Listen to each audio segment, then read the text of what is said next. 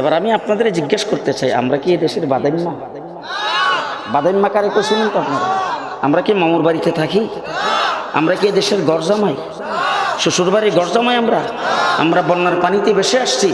শেখ হাসিনার যে ID card, আমারও সে আইডি কার্ড। খালেদা জিয়ার যে আইডি কার্ড, আমারও সে আইডি কার্ড। শেখ মুজিবের যে আইডি কার্ড ছিল, আমারও সে নাগরিকত্ব ছিল। জিয়াউর রহমানের যে আইডি কার্ড, আমারও সে আইডি কার্ড। মসজিদের ইমামের যে আইডি কার্ড, স্কুলের মাস্টারেরও সে আইডি কার্ড। স্কুলের মাস্টার, ডাক্তার, ব্যারিস্টার যদি রাজনীতি করতে পারে, আর সবার করতে পারবে। ঠিক কিনা বলেন? আজকে তোমরা নির্বাচনে দাঁড়াইবা, আজকে সামনে ইলেকশন করবা, আইসা মসজিদের ইমাম সাহেবকে সুন্দর করে আপ্যায়িত সুরতে বৈশা শুভসভা করে, হুজুর ইমুক লিডার আসছেন, ইমুক প্রার্থী আসছেন, মসজিদে দাঁড়ায়া তাকে একটু দোয়া চাওয়ার জন্য দিয়েন হুজুর। সে ওইটা দোয়া চাইছে, আমার মার্কা ইমন, আমি ইমুক দলের নিমন্ত্রণে আপনাদের এখান থেকে ইলেকশন করতে আসছি, আপনারা মেহরবানি করে আমার জন্য দোয়া করবেন আর ভোটটা আমার দিয়েন। তাহলে মসজিদে দাঁড়ায়া উনি যদি মুসল্লিদের সামনে রাজনীতি করতে পারে, মেম্বারে বসে ইমাম কেন পারবে না? কথা বলেন না কেন? মিম্বরে বসে ইমাম কেন পারবে না? বলেন, ইমাম কেন পারবে না? তারা নবীর ওয়ারিস। নাহমাদুল্লাহ তাআলা ওয়া নুসাল্লি আলা রাসূলিহিল কারীম, আম্মা বাদ। فأعوذ بالله من الشيطان الرجيم. بسم الله الرحمن الرحيم. ولا تهنوا ولا تحزنوا وأنتم الأعلون إن كنتم مؤمنين. وقال تعالى: إن تنصروا الله ينصركم ويثبت أقدامكم. صدق الله العظيم. وقال رسول الله صلى الله عليه وسلم: من يرد الله به خيرا يفقهه في الدين أو كما قال عليه الصلاة والسلام. বুজুর্গানি মুহতারাম, হযরত উলামায়ে কেরাম, সমবেত অপেক্ষমান বেরাদরান ইসলাম, সমাজের বহু সংখ্যক মানুষের মধ্য থেকে আল্লাহ তাবারক ওয়া তাআলা আমাদেরকে জান্নাতের বাগানের জন্য নির্বাচন করেছেন। বাংলা বুঝেন না আপনারা? আপনাদের ভাষা কি উর্দু, ইংলিশ? এখানে যতগুলি মানুষ আপনারা এখন আছেন, আপনাদের এলাকায় তো এই মানুষগুলি না আরও মানুষ আছে? হ্যাঁ, সবাই কি মাহফিলে আসতে পারছে? মাহফিল খবর জানে না? তারা কি এখানে মাহফিল হবে এটা শুনে নাই? তারা আসতে পারলো না, আপনারা আসতে পারলেন যে তার মধ্যে কোনো কারণ নাই। কি কারণ? এখানে এখন যেখানে বসে আছেন এই জায়গাটা জান্নাতের বাগান। কিসের বাগান? সুবহানাল্লাহ এখন বলা লাগবে না, সকালে নাস্তার পরে কই এত জোরে সুবহানাল্লাহ গেলে বাইরের লোকে শুনবো তো, শরমের কথা। আসতে কম। ডাইনে বামে প্রত্যেকে যার যার পাশের লোকটারে চিনেন। ডাইনে বামে তাকে একটু দেখেন আপনার পাশে কে বসে আছে। যদি কথা না কয় মনে করবেন অন্য দলের লোক। চুপচাপ বসে থাকা যাবে না। আমি আপনাদের সাথে কথা বলতে আসছি, আপনাদের উদ্দেশ্যে কথা বলবো না, আপনাদের সঙ্গে কথা বলবো। বেশ কম আছে না? হ্যাঁ, আপনাদের উদ্দেশ্যে যখন কথা বলবো তখন আপনারা চুপচাপ শুনতে থাকবেন। আর আপনাদের সঙ্গে যখন কথা বলবো আমিও কিছু বলবো, আপনারা কিছু বলবেন। বেশ কম আছে না? একটা হলো সঙ্গে কথা বলা, একটা হলো উদ্দেশ্যে কথা বলা। আমি আপনাদের সঙ্গে কথা বলার জন্য আসছি, আপনাদের উদ্দেশ্যে কথা বলার সেই ক্ষমতা, সেই যোগ্যতা আমার নাই। কিছু কথাবার্তা আপনিও বলবেন, আমিও বলবো। হ্যাঁ, আমি একটু বেশি বলবো, আপনি একটু কম বলবেন। কথা কি বুঝাইতে পারতেছে? এখন বসছেন কোথায়? জান্নাতের বাগানে। আপনাদের এখানে যে পাড়িয়া বাজার দেখে আসলাম, সেই বাজারে চেয়ারম্যানের অফিস আছে। এই ইউনিয়নে চেয়ারম্যানের অফিস নাই? চেয়ারম্যানের অফিস থেকে এই জান্নাতের বাগানের দাম কি অর্ধেক? হ্যাঁ, বাংলাদেশের বঙ্গভবনের মতো 4 ভাগের 1 ভাগ। জান্নাতের বাগানের দাম কত? হ্যাঁ, বঙ্গভবন থেকে কিছু বেশি, গণভবন থেকে তো বেশি। কি কম? বেশি দাম? যে কথা বলেন না কেন? ঢাকার সংসদ ভবন থেকে জান্নাতের বাগানের দাম বেশি না কম? বেশি। আপনি এখন ইচ্ছা করলে সংসদ ভবনে যাইতে পারবেন, কালকে যাইতে পারবেন তো? পরশুদিন যাইতে হলে কি লাগবে? হ্যাঁ, আলাদা ফাঁস লাগবে, তারপরে যাইতে পারবেন। কথা কি বুঝাইতে পারতেছি? তাইলে বাংলাদেশের মানুষের বানানো কোনো একটা দামি জায়গায় যাইতে আলাদা পাস লাগে, আলাদা টিকিট লাগে, আলাদা কার্ড লাগে। জান্নাতের বাগানে আসতেও কার্ড লাগে।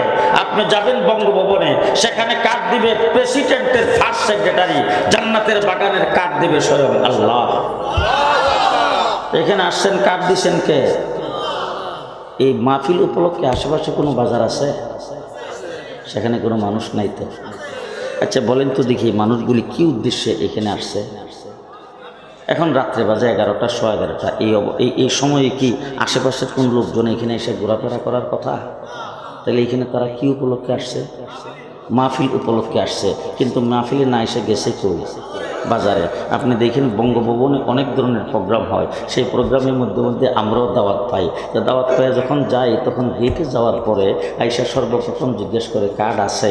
আমি যখন আমার কার্ডটা দেখাই, তখন বলে আপনার সাথে যে বসা তারা কারা? বলে আমার খাদেম, আমার ছেলে, আমার নাতি। বলে তাদেরকে নামাই দেন, কার্ড ছাড়া ভিতরে ঢোকা যাবে না।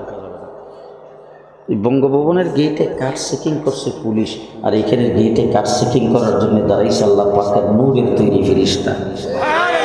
তো ফেরেশতাদের কার্ড চেকিংয়ে যারা ধরা পড়ছে, তারা কই গেছে? কোথায় গেছে? তারা গেছে বাজারে। আর আপনাদের কাছে কার্ড ফেরেশতারা পাইছে, ঢুকতে দিছে। কথা বুঝেই না। কথা কি বুঝতেছেন? এখানে আসাতে খুশি না বেজার? বসছেন কোথায়? কোথায় বসছেন? জান্নাতের বাগানে। যাবেন প্রেসিডেন্টের সঙ্গে সাক্ষাৎ করতে, যাবেন প্রধানমন্ত্রীর সাথে সাক্ষাৎ করতে, যাবেন স্বরাষ্ট্রমন্ত্রীর সাথে সাক্ষাৎ করতে। সেখানে যায় যদি আপনি 10 মিনিট সময় কাটাইতে পারেন, 20 মিনিট সময় কাটাইতে পারেন, আধা ঘন্টা সময় কাটাইতে পারেন, সে আইসা গল্প করে, ওরে বাবা সাংঘাতিক ইজ্জত করছে, সাংঘাতিক সম্মান দিছে, প্রধানমন্ত্রীর সঙ্গে সাক্ষাৎ করতে গেছি, আমাকে আধা ঘন্টা সময় দিয়ে দিছে, আমাকে 1 ঘন্টা সময় দিয়ে দিছে, আমাকে 20 মিনিট সময় দিছে। আরে বেটা 2 মিনিট সময় পাওয়া তো বড় সাংঘাতিক কথা। আর বইছেন জান্নাতের বাগানে, এই বাগানটার চতুর্দিকে ফেরেশতারা বেষ্টনী দিয়ে রেখেছেন। আর আল্লাহ পাক আপনাদের সম্পর্কে ফেরেশতাদের মজলিসে কথাবার্তা বলতেছেন। এই বাগানে বসাটার দাম এত বেশি, একটা মুহূর্তের মূল্য হলো সুলাইমান আলাইহিস সালামের তত্ত্বের চাইতে বেশি। সুলাইমান আলাইহিস সালামের তত্ত্বের যে দাম, আপনারা এখানে বসছেন যে একটা মুহূর্তের দামের চাইতে বেশি। খুশি না বেজার? জি, গভীর রাত্র পর্যন্ত এখানে বসে আছেন, আল্লাহ যেন এটাকে কবুল করে। সবাই বলেন আমিন। আজকে এই মাহফিলটা হলো মাদ্রাসার মাহফিল। কিসের মাহফিল? মাদ্রাসার মাহফিল। আপনাদের এই এলাকায় প্রাইমারি স্কুলে এরকম মাহফিল বছরে 2 বার করে, হাই স্কুলে করে 3 বার, কলেজে তো করেই। যে আজ পর্যন্ত কেশবপুর কলেজে মাহফিল করছে কয়বার? ঘুমাইছেন? কথা বলেন না কেন? কেশবপুর কলেজে মাহফিল করে তো, কিন্ডারগার্টেন ওরা তো করেই। জি, গোটা বাংলাদেশ, গোটা পৃথিবীর জাগতিক কোন শিক্ষা প্রতিষ্ঠান এই ধরনের কোন মাহফিল করে মানুষের চরিত্রের সংশোধন করে না। কি বলেন করে? আজ পর্যন্ত করছে কোনদিন? মাহফিল কারা করে? কোন মাদ্রাসা? কওমি মাদ্রাসা নুরানি মক্তব থেকে নিয়ে হাটাজারির জামিয়া পর্যন্ত বাৎসরিক মাহফিল করে। কথা বলেন ঠিক কিনা? এখন আপনাদের জিজ্ঞেস করলে যে উত্তরটা দিবেন সেটাও আমি জানি। আপনারা কবেন হুজুর চান্দা করার লাগে করে। এখন যদি আমি মুহতামিম সাহেবের রেখে জিজ্ঞেস করি, মুহতামিম সাহেব প্যান্ডেল, মাইক, তারপর আমরা যে আসছি আমাদের যাতায়াত খরচ, হাদিয়া, এই সব কিছু মিলাইয়া আপনার যে খরচ হয়েছে এই খরচের কয় ভাগ উঠছে আজকের মাহফিলের চান্দায়? আমি আমার মাদ্রাসার মাহফিল করি, 10 ভাগের 1 ভাগ উঠেন। কি এখন যদি আপনাদের সবাইকে যদি হাত উঠায় বলি যে প্রত্যেকে পকেটে হাত দেন, যার পকেটে যা আছে সব কিছু দিয়ে দেন, পুরা পকেট যাইরা যে টাকা দিবেন স্টেজ যাই না গনার পরে দেখা যাবে লাখে লাখে সৈন্য মারে কাতারে কাতার, গনিয়া বাসিয়া দেখি মাত্র 3000। কি বলেন? এই তো ঘটনা নাকি? মাহফিল করে কি মাহফিল করে মাদ্রাসা? আচ্ছা বলেন তো একটা জিনিস আপনাদেরকে জিজ্ঞেস করি, আপনাদের এলাকায় যে কিন্ডারগার্টেন আছে, ফজরের পরে ক্লাস হয়তো? ফজরের আগে হয়? মাগরিবের পরে তো হই। জি, শেষ রাত্রে কথা আসতে করে যে অল বাংলাদেশ, অল পৃথিবীর যত শিক্ষা প্রতিষ্ঠান সবগুলো হলো পার্ট টাইম। ক্লাস টাইমে শুরু, ক্লাস টাইম শেষ, বিদায়। একমাত্র শুধুমাত্র কেবলমাত্র কওমি মাদ্রাসা রাত্র দিন 24 ঘন্টা উস্তাদ ছাত্রদের পেছনে মেহনত করে। ফজরের পরেও, মাগরিবের পরেও, ফজরের আগেও, এশার পরেও, রাত্রে ছাত্র খাইতে বসে, উস্তাদ সাইডে খাইতে বসে, আবার অনেক ছাত্ররা খাওয়াই দেয়। এরপরে ছাত্র ঘুমাইছে, উস্তাদও সাইডে ঘুমাইছে। কথা কয় না? শেষ রাত্রে উস্তাদও উঠছে, ছাত্র উঠছে। কথা বলে না? উজু ইস্তেঞ্জা করতে গেছে, সেখানে উস্তাদ যায় খাড়া। গোসল করতে গেছে, সেখানে উস্তাদ যায় খাড়া। আরে 24 ঘন্টা উস্তাদ ছাত্রদের পেছনে মেহনত করে মানুষকে মানুষ বানায় তুলে একমাত্র কওমি মাদ্রাসা। কোন মাদ্রাসা? 24 ঘন্টা যেখানে কোরআনের খেদমত করলো, এলেমের খেদমত করলো, মাদ্রাসার ছাত্রদের খেদমত করলো, 24 ঘন্টা খেদমত করে একটা ছাত্রকে হাফেজে কোরআন বানাইলো, তার 30 পারা কোরআন তার সিনার ভিতরে ঢুকাই দিল, তার উজু শিখাইলো, গোসল শিখাইলো, পাক পবিত্রতা শিখাইলো, হালাল হারাম শিখাইলো, নামাজের সুন্নত ওয়াজিব ফরজ শিখাইলো, যাবতীয় সব কিছু শিখাইলো, ব্যবহার শিখাইলো, আত্মীয়তার বন্ধন শিখাইলো, মা বাবার ইজ্জত শিখাইলো, ভাই বোনদের ইজ্জত আর সম্মান শিখাইলো। সব কিছু শিখায় তাকে মানুষ হিসাবে গড়ে তুলে তারপরে আল্লাহর ওলিতে পরিণত করে দিল, মুহাদ্দিস বানাইলো, মুফাসসির বানাইলো, মুফতি বানাইলো। এত খাটাখাটনির পরে এরপর আবার শরীক মাহফিলটা যে করছে, কোনো খাটনি দিতে হয় নাই তো, কোনো মেহনত করতে হয় নাই তো।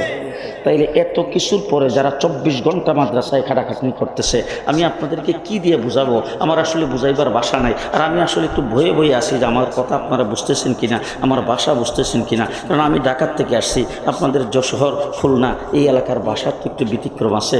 জানি না আপনারা বুঝতেছেন কিনা। তবে আমার কথাগুলি কয়েকটা কথা আগেই বলছে, দেখ বাবা, আমি ওয়াজ করি না, ওয়াজ আমার জানা নাই, ওয়াজ সম্পর্কে আমি কিছু জানি না, শুধু কিছু কয়েকটা কথা আপনাদের সামনে বলতে আসছি। আপনারা যদি আমার কথা বুঝে থাকেন তাহলে একটা একটা করে জবাব দিবেন। যেই ছাত্রগুলি মাদ্রাসায় পড়াইতেছে তাদের পেছনে 24 ঘন্টা খাটাখাটনি করতেছে, 24 ঘন্টা খাটতেছে। এখন আপনি যদি আপনার বাচ্চাটাকে কিন্ডার গার্ডেনে ভর্তি করেন, ABCD ক খ গ ঘ সরে অ সরায়া মাত্র সে শুরু করছে, এবং ছোট একটা বাচ্চা বাসায় যখন আসে তখন বই দিয়ে তাকে বসানো যায় না, তখন সে বইয়ের মধ্যে বই দিয়ে বসাইলেও ছবি টবি দেখে একটা অক্ষর তার দিয়ে উচ্চারণ করানো যায় না। এরপর মোবাইলটা হাতে নিয়ে মোবাইল দেখতে থাকে, কার্টুন ছবি দেখতে থাকে, মা বাবার কথা ভালো করে শুনে না। 4-5 বছর বয়স, মা বাবা তাকে শাসনও করতে পারে না। এমন সময় যদি ওই বাচ্চাটাকে যদি যায় তার স্কুলের, তার কিন্ডার গার্ডেনের একজন শিক্ষককে যাই আপনি অনুরোধ করলেন, স্যার আপনি আমার বাচ্চাটাকে যদি আধা ঘন্টার সময় ক্লাস টাইমের বাহিরে যদি একটু খালি দেখাইতেন, আপনার স্কুলে বসাই দেখান, অথবা আমার বাড়িতে আসেন, আধা ঘন্টার ভিতরে আপনাকে একটা চা, একটা বিস্কুটও খাওয়ানো হবে, একটু আপ্যায়নও করা হবে। আমি জিজ্ঞেস করতে চাই, আধা ঘন্টা যদি তার স্কুলের একজন মাস্টার তার যদি পড়ার জন্য যদি সময় দেয়, বাচ্চাটার নিয়ে যদি বসে থাকে, প্রাইভেট টিউশন ফি দরকার নাই? হ্যাঁ, আপনাদের এলাকায় লাগবে না, আমার ঢাকায় কিন্তু লাগবে। প্রাইভেট টিউশন ফি লাগবে কিনা? লাগবে কিনা বলেন? লাগবে কিনা বলেন? মুসলমান, আপনাদের চোখে আঙ্গুল দিয়ে বলতে চাই, হেফজখানার শিক্ষক, মক্তবের শিক্ষক, আমাদের নাজারার শিক্ষক, আমাদের মাদ্রাসার শিক্ষক 24 ঘন্টা ছাত্রদের পেছনে মেহনত করে, 1 টাকা প্রাইভেট টিউশন ফি নাই। আছে? আছে কোথাও? জি আছে? কোনো পার্ট টাইম আছে? জি আছে, পার্ট টাইম নাই। এবার জিজ্ঞেস করতে চাই, আমাদের মাদ্রাসায় যারা পড়ায়, মুহাদ্দিস, মুফতি, মুফাসসির যারা মাদ্রাসায় পড়াইতেছে, শাইখুল হাদিস হাদিস পড়াইতেছে, রিটায়ার্ড করেন কত বছর বয়সে? বলেন বলেন। মাদ্রাসার হুজুররা কয় বছর বয়স হলে রিটায়ার্ড করে?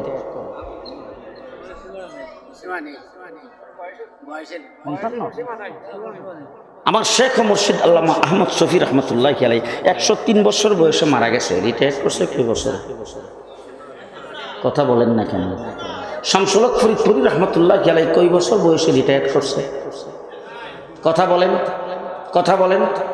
এই যে হুজুর এখানে বসা আছে, এই যে উলামায়ে কেরাম এখানে বসা আছে, নুরানি মক্তবে মাদ্রাসায় ভর্তি হয়েছে, হইয়া বাড়ি ছাড়ছে, মা বাবার ইসলাম ছাড়ছে, 24 ঘন্টা তেলাওয়াত, সেখানে বসে হাফেজ হয়েছে, তারপরে মাদ্রাসায় পইরা আলেম হয়েছে, মুফতি হয়েছে, মৌলানা হয়েছে, এরপরে ছাত্রদের পেছনে মেহনত শুরু করছে, মৃত্যুর আগ পর্যন্ত মেহনত করছে, রিটায়ার্ড নাই।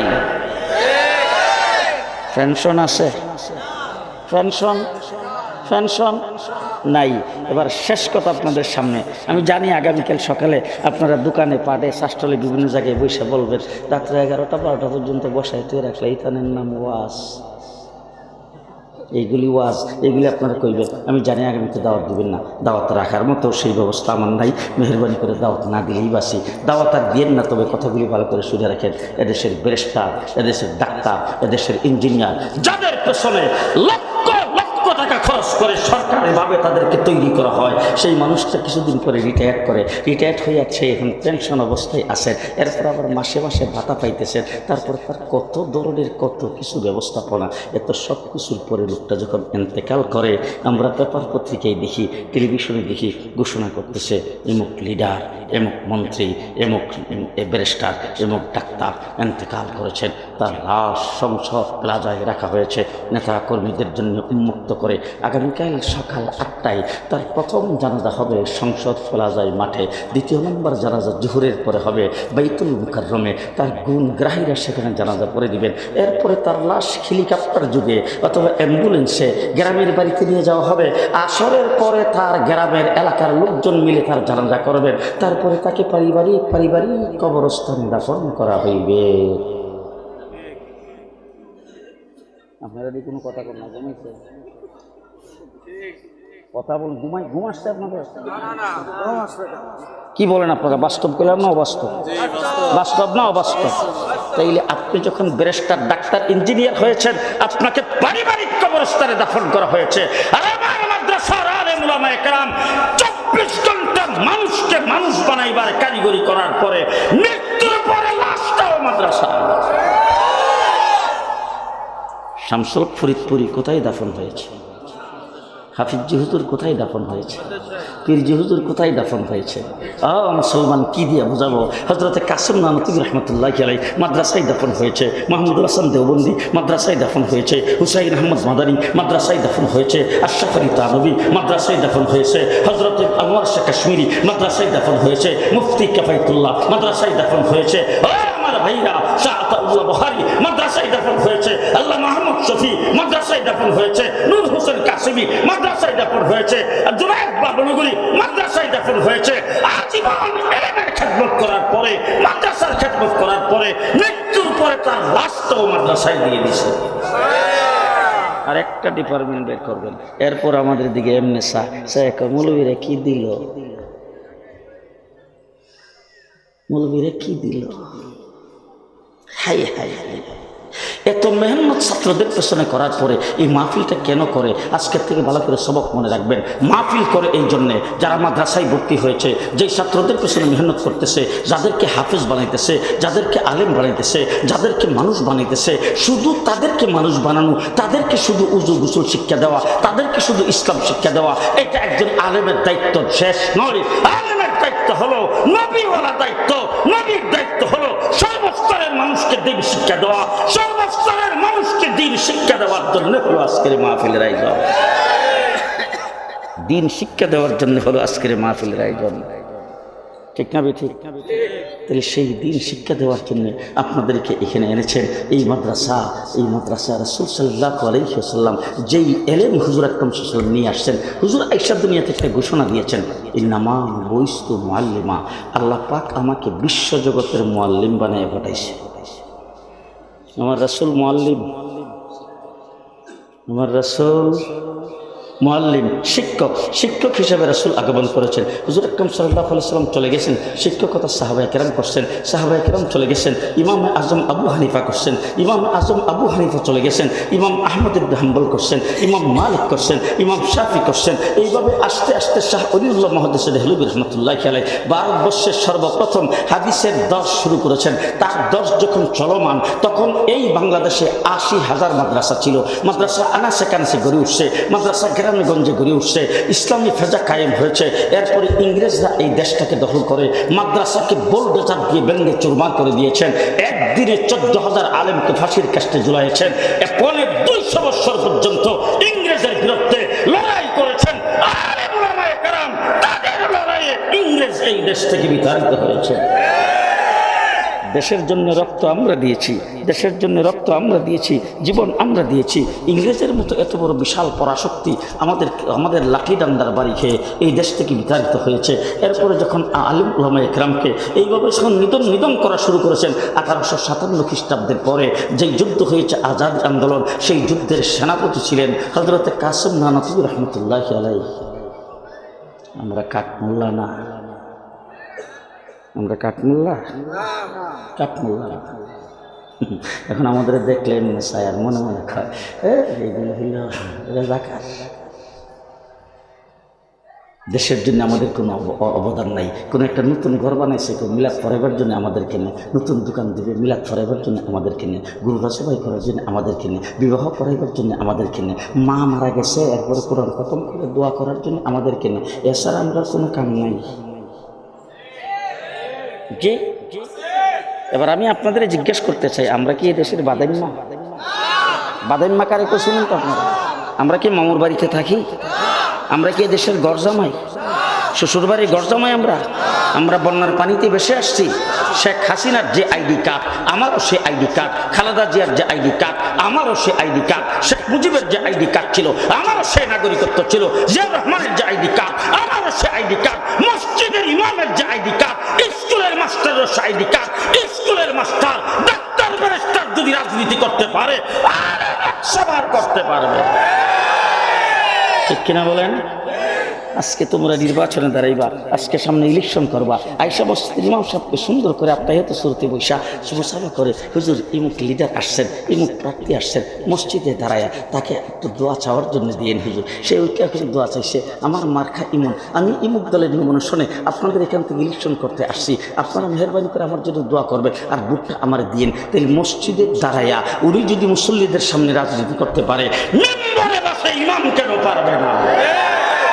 কথা বলেন না কেন? মিম্বরে বসে ইমাম কেন পারবে না? বলেন, ইমাম কেন পারবে না? তারা নবীর ওয়ারেস, ঠিক কিনা বলেন?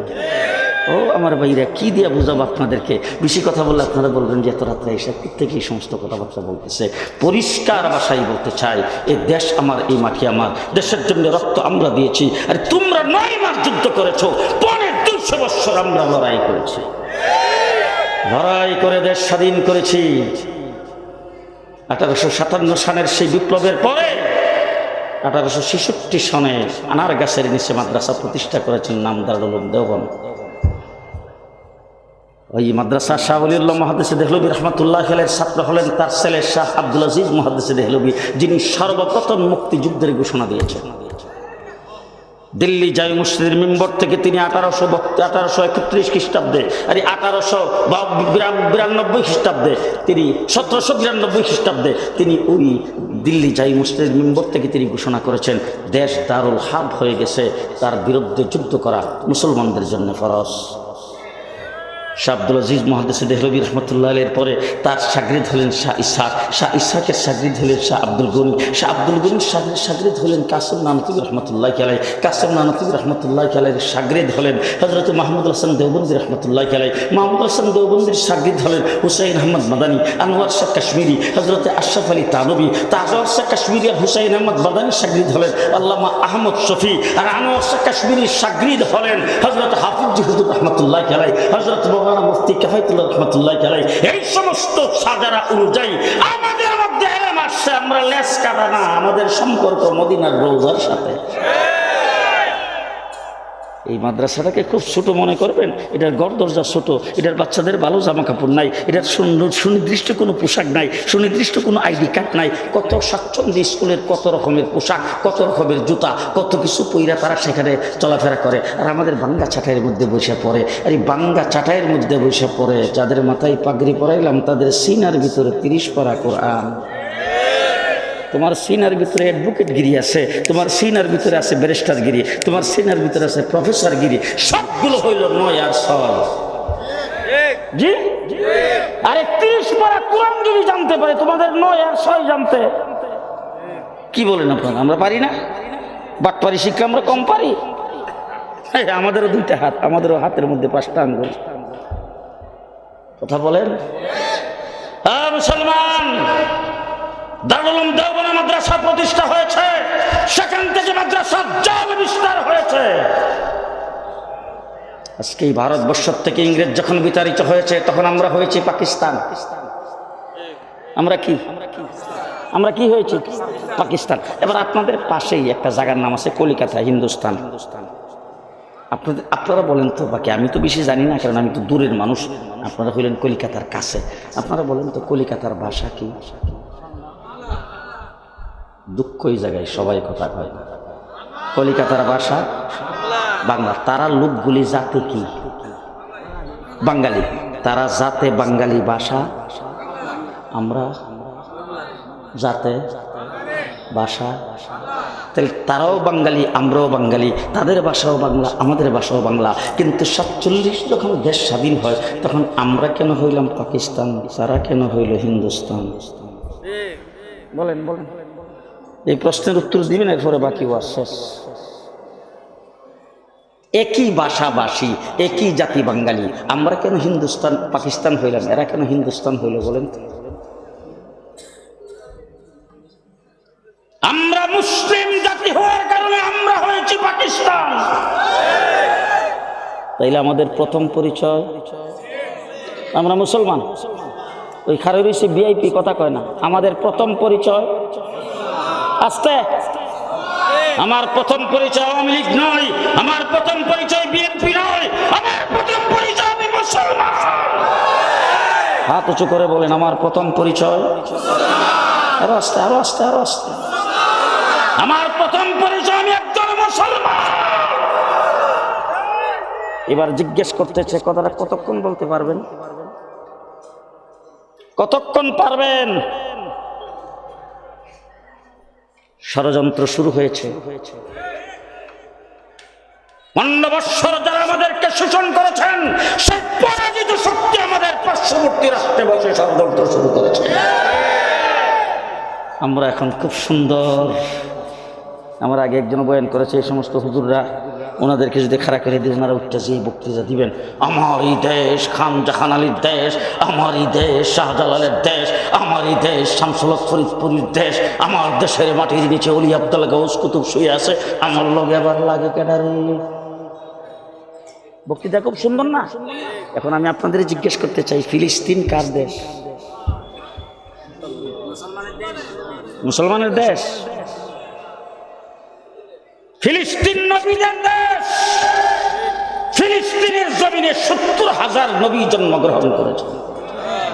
আমার দেশের মাটিতে শামসুল হক ফরিদপুরি জন্মগ্রহণ করেছেন, হাফিজ হুজুর জন্মগ্রহণ করেছেন, আমার দেশে হিজরত করে শাহজালাল আসছেন, খান জাহান আলী আসছেন, আর ফিলিস্তিনের 70,000 নবী মায়ে জন্ম দিয়েছেন।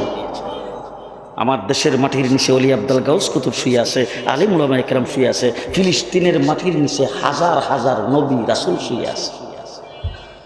সেই জায়গার অবস্থা যদি এই হয়, আমাদের অবস্থাটা কি?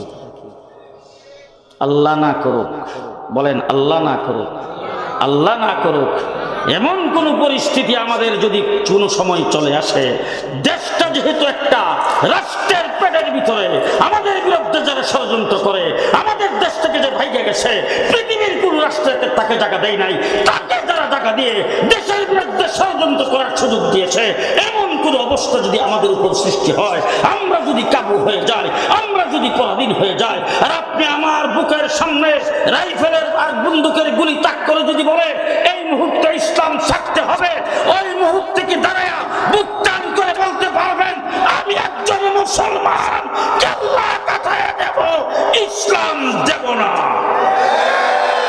কে কে পারবেন? কে কে পারবেন? কে কে পারবেন? কে কে পারবেন?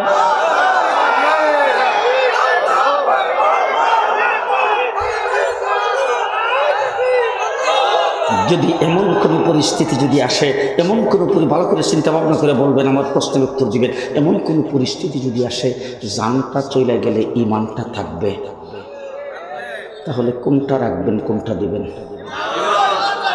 জি জি, জীবন দিয়ে দেব ঈমান। ওই দ্বারে রুসে কথা কয় না, জীবন দিয়ে দেব ঈমান, কেল্লা কাটায় দেব, ইসলাম দেব না। তার কারণ হলো আমার প্রথম পরিচয় হলো আমার প্রথম পরিচয়। দ্বিতীয় কথা, এখানে শিক্ষিত সমাজ, বুজুর্গানে উলামা একরাম আছেন, আপনারা মাইন্ড করবেন না কেউ। আপনাদের এলাকায় অনেক লোকজন আছে আওয়ামী লীগ করতো, এখন প্রকাশ্যে না বললো আওয়ামী লীগ করে। অনেক লোকজন আছে বিএনপি করে, আরে বাপও বিএনপি করতো, দাদাও জিয়া রহমানের আমলে বিএনপি করছে, কথা কয় না। হ্যাঁ, এখন ছাত্র দল করে, যুব দল করে, আছে না? ও যুবক, খারাপ মনে করবা না, সন্দেহ করবা না, সমালোচনা করবা না, আমাদেরকে খারাপ মনে করো না। তোমাদের চোখে আঙ্গুল দিয়ে বলতে চাই, তোমার দাদা বিএনপি করতো, তোমার বাপ বিএনপি করতো, তুমি এখন ছাত্রদল যুবদল করো, তোমার বিএনপির স্লোগান হলো জিন্দাবাদ। তোমার দাদা আওয়ামী লীগ করতো, তোমার বাবা আওয়ামী লীগ করতো, তুমি এখন ছাত্রলীগ যুবলীগ করো, তোমার স্লোগান হলো জয় বাংলা। কিন্তু খোদার কসম করে বলে যাচ্ছি, তুমি মুসলিম পরিবারে জন্মগ্রহণ করার কারণে তোমার কানে আওয়ামী লীগ হইলেও জয় বাংলা বলা হয় নাই, বিএনপি হইলেও জিন্দাবাদ বলা হয় নাই। জন্মের পরে ডাইন কানে আজান আর বাম কানে একামত দেওয়া হয়েছে। কি বলেন? এরা আমার প্রথম পরিচয়। আস্তে আমার জীবনের সর্বপ্রথম উদ্বোধন করা হয়েছে আল্লাহ নামের আওয়াজ দিয়া। ঠিক কিনা বলেন? সুতরাং আমার ভাইরা, আমরা মুসলমান, সেই মুসলমানিত্ব টিকায় রাখার জন্য আজকে পদে পদে রাত্র দিন 24 ঘন্টা জিহাদ করে যাচ্ছেন, রাত্র দিন 24 ঘন্টা মেহনত করে যাচ্ছেন কওমি দেওবন্দি উলামা একরাম। ঠিক কিনা বলেন? মসজিদে তালিম করে কারা? সাপ্তাহিক গাস্ত করে কারা? কৌমি দেওবন্দিরা, কৌমি দেওবন্দিদের সমর্থকেরা। সাপ্তাহিক গাস্ত করে তারা, তালিম করে তারা, রোজানা তালিম করে তারা, তাবলিগ জামাত পরিচালনা করে তারা, কৌমি মাদ্রাসা পরিচালনা করে তারা। শহীদ দিন টিকায় রাখার জন্যে, নবীর সুন্নতকে সমাজের প্রত্যেকটা ঘরে ঘরে পৌঁছে দেওয়ার জন্যে কৌমি মাদ্রাসাগুলি কাজ করে। এবার শেষ কথা আপনাদের সামনে, প্রতি বছর বাংলাদেশ স্বাধীন হয়েছে আজকে কয় বছর? 54 বছর। 54 বছরের ভিতরে যত বাজেট হয়েছে, প্রত্যেক বাজেটে বোধ হয় 500-700 কোটি টাকা কওমি মাদ্রাসার জন্য বাজেট। অন্তর্বর্তীকালীন সরকার তো করছে যে 1 টাকা কোনো বাজেট, জি 1 টাকা কোনো বাজেট নাই। হাটহাজারী মাদ্রাসার প্রতি মাসে কোটি কোটি টাকা খরচ, এটা আপনাদের পকেট থেকে যায়, 1 টাকা কোনো বাজেট নাই। দেওবন্দ মাদ্রাসার কোটি কোটি টাকা খরচ, 1 টাকা কোনো বাজেট নাই। আরে সরকারি বাজেটটা নিয়ে জনগণের পয়সায় যেটা পরিচালিত হয়, সেটার নাম কওমি মাদ্রাসা। সেটার নাম কি? সেটার নাম ঘুমাই গেছে, কওমি মাদ্রাসা। শেষ কথা আপনাদের সামনে, আমরা এই টেবিলের নিচ দিয়া কোনো কাম করি না, সুবে সাবে কোনো কাম। আপনারা কি করেন? সুফে সাবে কোনো কাম আমরা করি? আশ্চর্য কথা। এই যে উনি আইসা এখন এখানে বইছে, যদি আপনারা সবাই মিলে ওনারে ধরেন, উনি এখানে মাইকের সামনে দাঁড়ায় উনি একটা ঘোষণা দিবেন যে আমি এত লক্ষ টাকা দিব। প্রকাশ্যে না গোপন?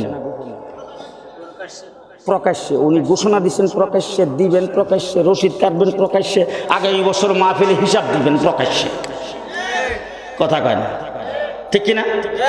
আচ্ছা বলেন তো দেখি, ফার্মের মুরগির ডিম বড় না গ্রামের মুরগির ডিম বড়? ফার্মেরটা বড়। তো গ্রামের মুরগি যে ডিম পারে, ছোট্ট একটা মুরগি, ছোট্ট মুরগি শুধু ডিম পারে, ডিম ফাইরা চুপ করে বসে থাকে, কখন কখন কখন কি কারণটা কি? ছোট্ট একটা ডিম পাইরা মহল্লাবাসীকে শোনাই যে আমি একটা কাম করছি। কথা কয় না? আমাদের কওমি মাদ্রাসা ছোট্ট একটা ডিম পাইরা মুরগি জীবন মহল্লাবাসীকে শোনায়। আমরা মানুষের 5 টাকা চান্দা দিলে আওয়াজ করে মানুষকে শোনায়। আমরা প্রকাশ্যে মানুষের কাছ থেকে কালেকশন করে চাঁদা নেই। প্রতি বছর বাৎসরিক মাহফিল করে গোটা পৃথিবী চ্যালেঞ্জ, গোটা বাংলাদেশ চ্যালেঞ্জ। কোন শিক্ষা প্রতিষ্ঠান জনগণের সামনে এইভাবে হিসাব দেয় না, আমরা যেভাবে হিসাব দেয়। প্রতি বছর বাৎসরিক মাহফিল করে প্রকাশ্যে মানুষের সামনে আমরা এই হিসাব দেই। এই কওমি মাদ্রাসার প্রতি আপনাদের সংযোগ আছে তো? এই মাদ্রাসার দিকে আপনারা খেয়াল রাখবেন তো? যে এই মাদ্রাসার আলেম ওলামা কেরামের সাথে আছেন তো? আমরা আলেমদের সাথে থাকতে চাই। 3 জনে কইছে, এই সে 25 জন টাকাটা দেখে সবাই থাকতে চান? শেষ কথা আপনাদের সামনে বলে যাচ্ছি, বিলাতি ইসলাম বাংলাদেশে কায়েম হবে না। মডার্ন আর আধুনিক ইসলাম বাংলাদেশে কায়েম হবে না। কোন মানুষের চিন্তা ভাবনার ইসলাম বাংলার বাড়িতে কায়েম হবে না। বাংলাদেশের মদিনার ইসলাম কায়েম করতে চায়। কে রাজি আছেন? হাত উঠান। মদিনার ইসলাম কায়েম করতে চাই। আল্লাহ যেন আমাদেরকে তৌফিক দান করেন। আর জোরে বলেন আমিন। দেশের বিরুদ্ধে ষড়যন্ত্র যদি হয় বরদাস্ত করা হবে না। সামনে নির্বাচন আসতেছে, আপনারা কেউ চান না? ঘুমাইছে সব। আপনারা নির্বাচন চান? আসতে কোন দিন? এই বাংলাদেশে গত 15 বছরে অনেক লোক ভোটার হয়েছে, আজ পর্যন্ত ব্যালট পেপারে সিল মারতে পারে নাই। এরকম লক্ষ লক্ষ মানুষ আজকে নির্বাচনের জন্য লালায়িত হয়ে আছে। কখন নির্বাচন হবে, জীবনের প্রথম ভোটটা কখন দিবে?